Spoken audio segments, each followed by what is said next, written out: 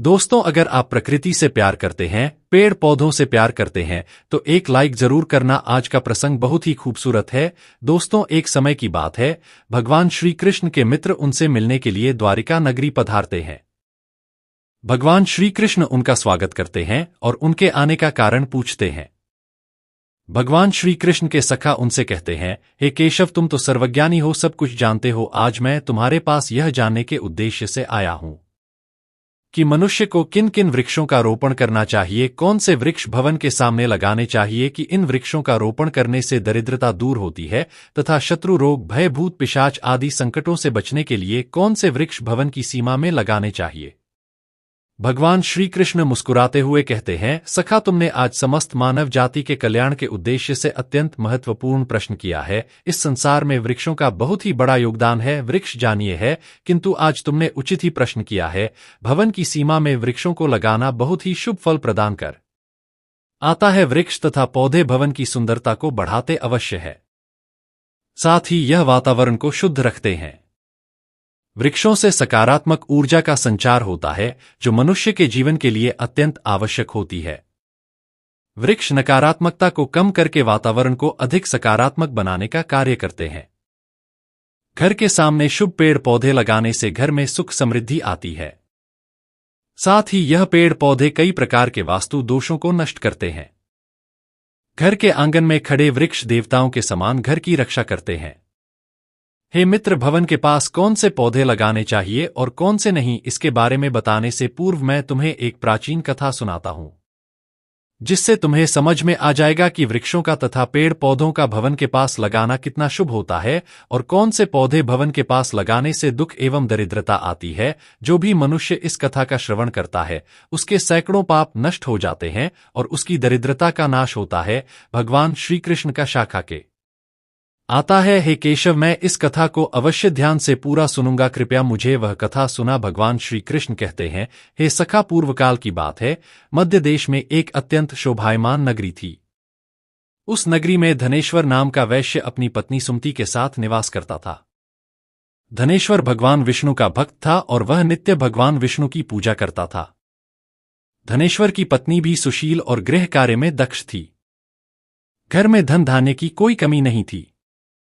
भगवान की कृपा से उसके पास सब कुछ था। इस प्रकार से अनेक दिन बीत जाने के पश्चात धनेश्वर की जो पत्नी थी, जिसका नाम सुमति था, उसने अपने आंगन में कुछ वृक्षों का रोपण किया और नित्य उन वृक्षों को जल चढ़ाकर उनकी सेवा करने लगे। किंतु धनेश्वर की पत्नी को वृक्ष रोपण का ज्ञान नहीं था। उसे जो वृक्ष प्रिय लगे उन्हीं वृक्षों का रोपण उसने किया। जो वृक्ष अशुभ होते हैं उन्हीं वृक्षों का रोपण उसने अपने घर के आंगन में कर दिया, जिस कारण से उस वैश्य धनेश्वर को व्यापार में काफी सारा घाटा होने लगा।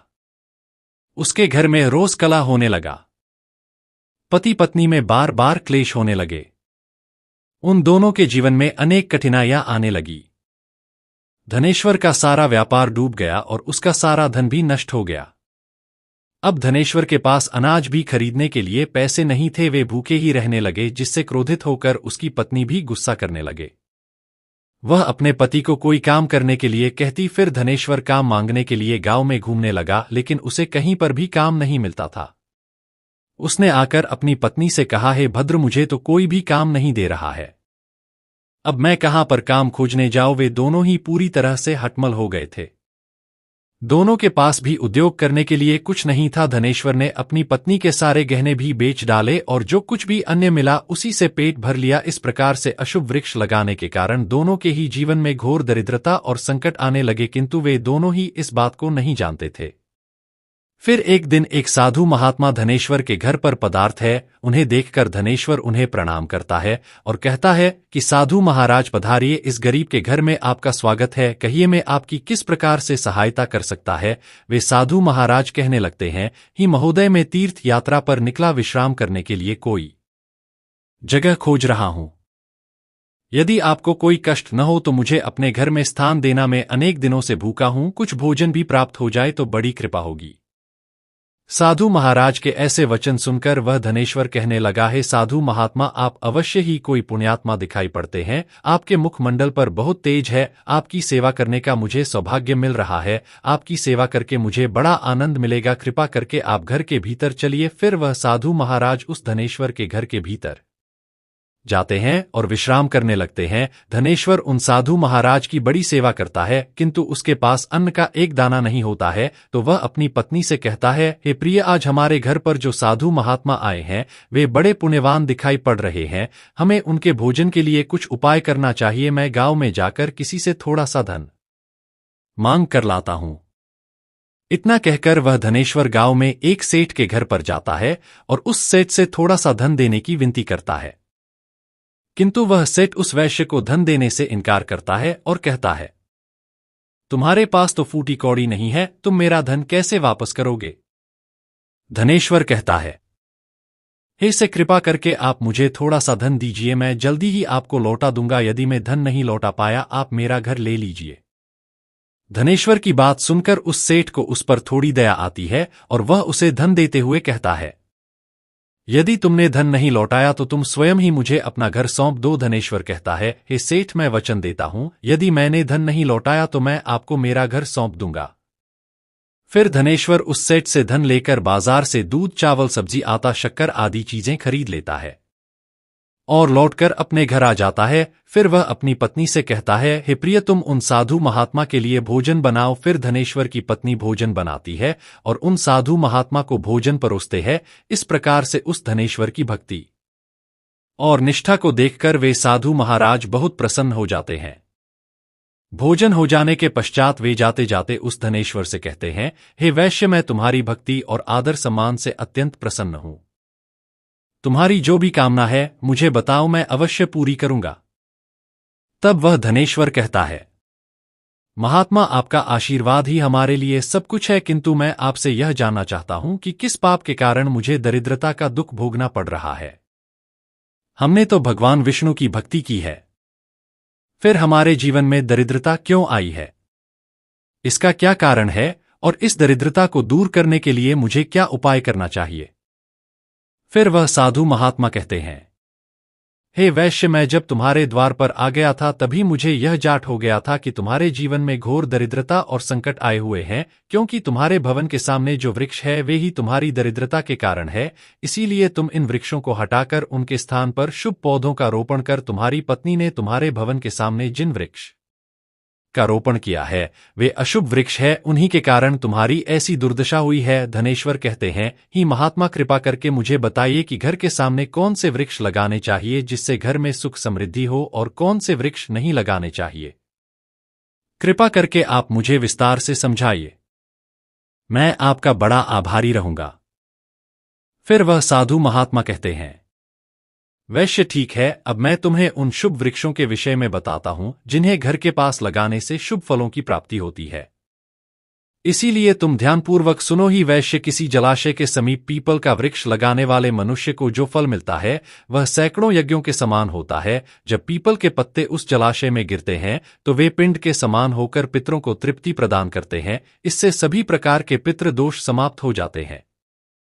जो मनुष्य नित्य स्नान करके पीपल को स्पर्श करता है वह सभी पापों से मुक्त होता है और कभी पराजित नहीं होता है। पीपल को स्पर्श करने से लक्ष्मी की प्राप्ति होती है और उसकी प्रदक्षिणा करने से आयु में वृद्धि होती है। पीपल की जद में श्री विष्णु, तने में शिव जी और अग्रभाग में ब्रह्मा जी स्थित रहते हैं। अमावस्या के दिन पीपल को प्रणाम करने से जो फल मिलता है वह 1000 गायों के दान के बराबर होता है। इस संसार में पीपल के समान कोई वृक्ष नहीं है। साक्षात श्री हरि इस वृक्ष के रूप में पृथ्वी पर विराजमान है।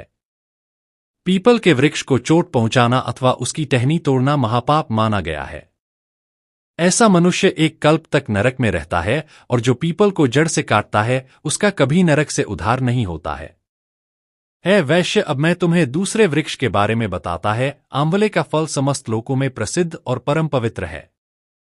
आम वाले को लगाने से स्त्री और पुरुष जन्म मृत्यु के बंधन से मुक्त हो जाते हैं। यह पवित्र फल भगवान विष्णु को अत्यंत प्रसन्न करने वाला एवं शुभ माना गया है। इसको खाने से सभी पापों से मुक्ति मिलती है।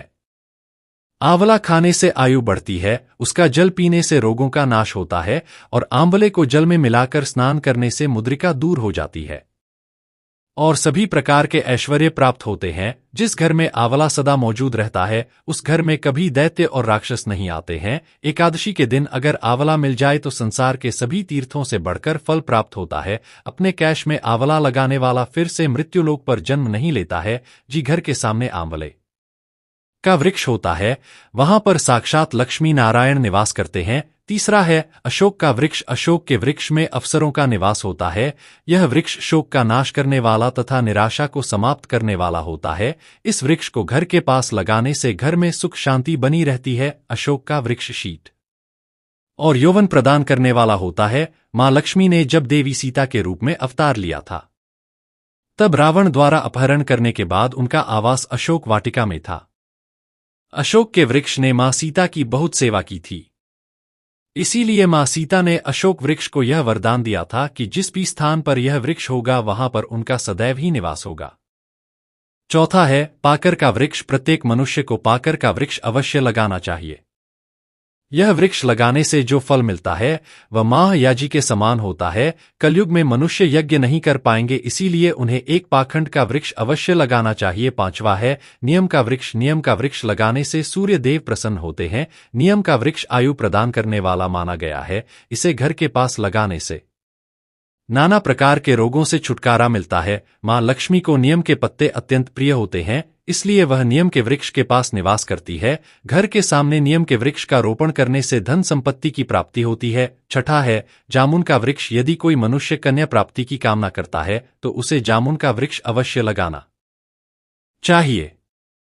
जिस मनुष्य के घर के सामने जामुन का वृक्ष होता है उसके घर में कन्या का जन्म होता है, जो कुल का गौरव बढ़ा दी है। सातवां है बेल का वृक्ष। बेल के वृक्ष में भगवान शिव और गुलाब में देवी पार्वती का निवास है, इसीलिए अगर बेल के वृक्ष के पास गुलाब का पौधा लगाया जाए तो शिव पार्वती का आशीर्वाद प्राप्त होता है। उस घर में कभी दुख दरिद्रता नहीं आती है, उस घर में कभी अकाल मृत्यु नहीं होती है और कोई स्त्री विधवा नहीं बनती है। आठवां है नारियल का पेड़। नारियल का पेड़ लगाने से पुरुष अनेक स्त्री का पति बनता है। नारियल किसी भी धार्मिक अनुष्ठान का आवश्यक अंग होता है या अत्यंत शुभ माना जाता है। घर के आंगन में नारियल का पेड़ होने से उस घर में हमेशा शुभता होती है और उस घर के सदस्यों का समाज में बहुत मान सम्मान होता है। सुंदर पत्नी की कामना करने वाले मनुष्य को अनार का वृक्ष लगाना चाहिए। पलाश का पेड़ ब्रह्मतेज प्रदान करता है, इसीलिए इसका रोपण अवश्य करना चाहिए। वंशवृद्धि और संतान प्राप्ति की कामना करने वाले मनुष्य को अंकों का वृक्ष अवश्य लगाना चाहिए। अगर मनुष्य किसी बीमारी से पीड़ित है तो उसे खैर का वृक्ष लगाना चाहिए। वृक्ष लगाने से बड़े बड़े रोग नष्ट हो जाते हैं। यह वृक्ष आरोग्य प्रदान करने वाला होता है। कुंड अर्थात मोगरे के पेड़ में गंधर्व निवास करते हैं, इसीलिए इस पौधे का रोपण अपने घर के पास करने से कार्यों में सिद्ध और शुभ फलों की प्राप्ति होती है। खासकर कला के क्षेत्र में काम करने वाले लोगों को यह पौधा अवश्य लगाना चाहिए। यदि किसी मनुष्य को चोर और लुटेरों का भय सता रहा है तो उसे अपने घर के पास बेड़ का वृक्ष जरूर लगाना चाहिए। यह वृक्ष चोर लुटेरों को भयभीत करता है और घर की रक्षा करता है। चंदन और कटहल के वृक्ष पुण्य और लक्ष्मी प्रदान करते हैं। इन वृक्षों का रोपण करने से दुख दरिद्रता समाप्त हो जाती है। घर की उत्तर दिशा में पाम और कनक चंपा का पौधा लगाया जाता है तो धन में वृद्धि होती है। केले का पेड़ भी बहुत शुभ होता है और यह घर में सुख समृद्धि और खुशहाली लाता है। केले के पेड़ में भगवान विष्णु का वास होता है, इसलिए घर में केले का पेड़ होने से घर में धन की कमी नहीं होती है। हर श्रृंगार के पौधे को पारिजात भी कहा जाता है। इस पौधे की उत्पत्ति समुद्र मंथन के समय हुई थी और मां लक्ष्मी भी समुद्र मंथन से ही प्रकट हुई है, इसीलिए पारिजात के पौधे का बहुत अधिक महत्व है। यदि इस पौधे को अपने घर पर लगाते हैं तो आपको मां लक्ष्मी की विशेष कृपा प्राप्त होगी। मनुष्य को कभी भी तार का वृक्ष नहीं लगाना चाहिए। ताकि का वृक्ष संतान का नाश करने वाला होता है। जिस घर के पास का वृक्ष होता है उस घर के संतानों की कभी उन्नति नहीं होती है। मनुष्य को कभी भी अपने घर के पास बहेड़ी का वृक्ष नहीं लगाना चाहिए। इस वृक्ष पर प्रेतों का वास होता है। जो मनुष्य बहेड़ी का वृक्ष लगाता है वह प्रेत बन जाता है। इसके नीचे बैठकर कभी पूजा पाठ भी नहीं करना चाहिए। अगर किसी मनुष्य को शत्रुओं का भय सता रहा है तो उसे केवड़े का वृक्ष लगाना चाहिए। यह शत्रुओं का नाश करने वाला होता है। घर में कभी भी ऐसे पौधे नहीं लगाने चाहिए जिनको काटने या तोड़ने पर दूध निकलता हो। घर के सामने कभी भी बबूल का पेड़ नहीं लगाना चाहिए, इसे लगाने से विपत्ति आती है। घर के सामने बेर का वृक्ष भी नहीं लगाना चाहिए, इसे लगाने से नकारात्मकता बढ़ती है, धन का नाश होता है और संकट आते हैं। किसी भी मनुष्य को अपने घर के सामने पपीते का वृक्ष नहीं लगाना चाहिए, इस वृक्ष को लगाने से धन का नाश होता है और दरिद्रता आती है। अगर पीपल का वृक्ष भवन की पूर्व दिशा में होता है तो घर में निर्धनता व्याप्त हो सकती है। वट वृक्ष घर की पश्चिम दिशा में हो तो घर में शोक का काल से काल तक रहता है। दक्षिण दिशा में तुलसी का पौधा हो तो संतान को पीड़ा सहन करनी पड़ती है। किसी भी मृत वृक्ष की छाया घर पर पड़ती है तो यह मृत्यु सूचक होता है। मृत वृक्ष को तुरंत उखाड़ देना चाहिए। वे साधु महात्मा कहते हैं, हे वैश्य, इस प्रकार से मैंने तुम्हें इन सभी शुभ और अशुभ वृक्षों के विषय में बता दिया है। इसीलिए तो इन वृक्षों का रोपण कर और भगवान की कृपा को प्राप्त कर, वह धनेश्वर कहता है। ही महात्मा, आपने आज मुझे उत्तम ज्ञान दिया है, मैं आपका धन्यवाद करता हूं। फिर मैं साधु महात्मा धनेश्वर को आशीर्वाद देकर उस स्थान से अंतर्ध्यान हो जाते हैं। साधु महात्मा को अचानक से अदृश्य हुआ देखकर धनेश्वर और उसकी पत्नी को आश्चर्य होता है। फिर उन्हें समझ में आ जाता है कि साक्षात भगवान विष्णु ही उनके घर पर आए थे। फिर धनेश्वर उन साधु महात्मा के कहे अनुसार अपने घर के सामने अनेक शुभ वृक्षों का रोपण करता है, जिससे अचानक ही उसे बहुत सारे धन की प्राप्ति होती है और उसकी दरिद्रता दूर हो जाती है। धनेश्वर और उसकी पत्नी भगवान विष्णु का धन्यवाद करने लगते हैं। भगवान श्री कृष्ण कहते हैं, इसका इस प्रकार से मैंने तुम्हें शुभ और अशुभ दोनों प्रकार के वृक्षों के बारे में बताया है। अब तुम भी जाकर अपने भवन के पास इन वृक्षों का रोपण कर। तो दोस्तों, इस प्रकार से भगवान श्री कृष्ण ने भवन के पास लगाए जाने वाले शुभ और अशुभ वृक्षों के बारे में बताया है। उम्मीद है आपको यह कथा पसंद आई होगी। जानकारी अच्छी लगी तो वीडियो को लाइक जरूर करें और जय श्री कृष्ण।